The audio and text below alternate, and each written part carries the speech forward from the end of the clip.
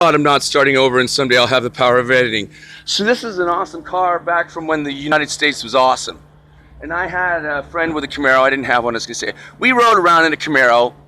Jeff, what's his name? And it was really cool.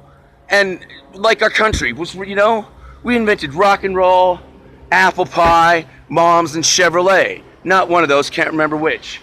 What I'm saying is, this is an awesome car from back when our country was awesome, and now not so much, because we got this putz in the White House who, this stuff is real news. They invented the term fake news. They've got Breitbart, which is fake news, running our country. We've got Bashar al-Assad saying that it's fake news that he has a death camp because he has a death camp. And in the meantime, the guy who runs Apple is saying we have to ferret out this fake news. Gee, guy who runs Apple and is colluding with the information society and the Matrix surveilling us. Maybe not so much with you solving that problem. So they invented this term. It's a real term. They invented a bunch of shit that's based on racism, xenophobia, misogyny, and general hate-mongering in order to gin up fear that, gee, I think Donald Trump is a little bit late for this. This is really Giuliani shit. This is 2001 shit. It's a little late. Everyone's like, no, you're not making us safer. You're making us worse. And he's going, and here's the other thing about this. Oh, God, am I just going to rant about Donald Trump and the homeless thing? I won't. I'll go back in a minute. Look at the car from back when America was awesome. You know, it's just like, he's like, well, I want to keep us safe. I'm not even going to do him. It's horrible.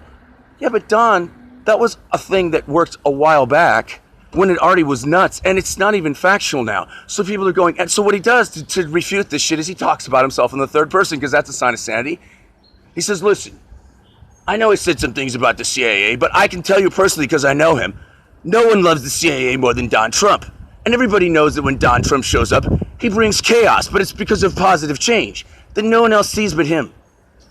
Because he knows that he's awesome and everyone else not so much, and he is afraid of everyone. He's been reading military history forever. He never served in a goddamn thing, the government, the army, or anything. He served in the let's make Don Trump rich by being a corrupt son of a bitch and defrauding people for real estate deals all over the world where he licenses his name, lets somebody else build it. Often, sometimes the Russian mob with whom he's laundering money, and then when they fuck it up, like in Ontario, everyone sues and he says, listen, I put it in the contract that later I can disown this thing after I bilk you for money based on my name and let some corrupt people I'm laundering some money with do it. Back in the day, he said he didn't like Gorbachev because Gorbachev brought instability to Russia. He brought democracy, Don. So he aligned himself with the KGB losers who ran this corporatocracy, corrupt mob state, and now he is one of them, and that's why he's doing this. And no one knows it because he told you on the interweb. He said, if I run for president, I'm going to run as a Republican because these people will believe anything. And then he did it. And then they said, well, it's fake news. It is because he made up fake news. Breitbart invented fake news. Bashar al-Assad invented fake news. Putin invented fake news, and they are running it through a thing called Sputnik, which is their version of the Voice of America, which is basically a disinformation campaign to go with their anti-democracy campaign, because everyone's gone fucking insane and no one knows people are evil, because they know they're not evil, you must be evil, and that's the problem. Are we done? So the homeless thing. And now I'm parking over here, and the other night some lady shows up right the fuck here, takes off half her clothes, goes insane, and stalks me. I never said a word to her. At the end, I said, can you go the fuck away? I'm tired of being chased by the cops. I didn't sleep. I almost got shot one time. I spent 3 days in the hole, and it's not a Rod Stewart song. 30 days in the hole. See, some part of my brain's searching for content that's not boring and annoying and hate-mongering. There's comedy, and there's hatred. And then there's this middle zone in which we find ourselves looking at this lovely car and saying, what the fuck happened to America? It was an awesome country, and now it's a crazy piece of shit because no one knows that people are evil. And we are a country started to defend against tyrants, and now we are the tyrants and we don't know it.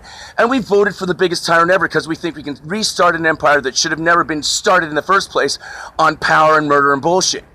We could have had an empire based on the teachings of Jesus, which is let's go around and be nice to everyone and they'll be our friends and trade with us. Let's build them infrastructures and schools and hospitals and stuff and be really nice, and then they will want to do business with us instead of going to the Russians or the Chinese or whoever the fuck are our enemies. But instead we did what Donald Trump wants, which is be a ruthless, greedy, narcissistic, hate-mongering, war-mongering, misogynistic, jingoistic son of a bitch and restart a dead empire because that's going to work. I don't know how much more I can do this. EPA chief who doesn't think climate change is real, Jeff Sessions, racist son of a bitch, you're going to go after medical marijuana? Because they were a bunch of pot-smoking hippies in the KKK. That's why he couldn't join it. I just love that part. I'm sorry. That's humor. It's also horrible, but it's humor. They were just wearing their pajamas. It was a hippie party and they were smoking weed. It was too liberal for him there in the KKK. So this isn't Donald Trump. This is a whole nation gone insane. Donald Trump didn't do this. This was going to happen anyways. And it's like a pimple that needs to be popped. And here's my non-funny humor. Under the heading at the end of this show of, that's not funny, that's a joke. I'm going to do a series of non-funny jokes at the end while I say this isn't funny, because Hitler is only funny later when you're Mel Brooks and making History of the World Part 1 and you want to have coming attractions, namely Hitler on Ice. But the Holocaust is over at that point. Hitler isn't funny during the Holocaust. It's not funny to stand around outside the fucking soap factory and go, is that soap I smell or are those Jews? That's not amusing. So what I'm saying is, this was a collective pimple that needed to be popped. When you pop a pimple, you get pus everywhere. It sucks, but you got to do it. Donald Trump is the blackhead of that pimple. Turns out he's not a real redhead. Boom. See, it's just not funny because it's too evil, and I'm trying not to be hateful. And when I'm not hateful, I take it too lightly, and then that sucks, and it doesn't work. And in the meantime, I need to go show up at Mike Bonin's office and say, why do you keep lying about homeless people? Do you know that when you die, it's going to say on his tombstone, on your tombstone, he hated homeless people, and now he's burning in hell. I think that's in the Bible. Not the Mike Bonin part, but the other part. This is an awesome car, and I'm banging on someone's piece of beautiful equipment. I should stop and go away. I love America. I love my country. I love life. I don't want to die. This is bullshit. I'm going to speak truth to power and get paid doing it. Amen. I got an amen the other day. Not many laughs, but an amen. I'll take it.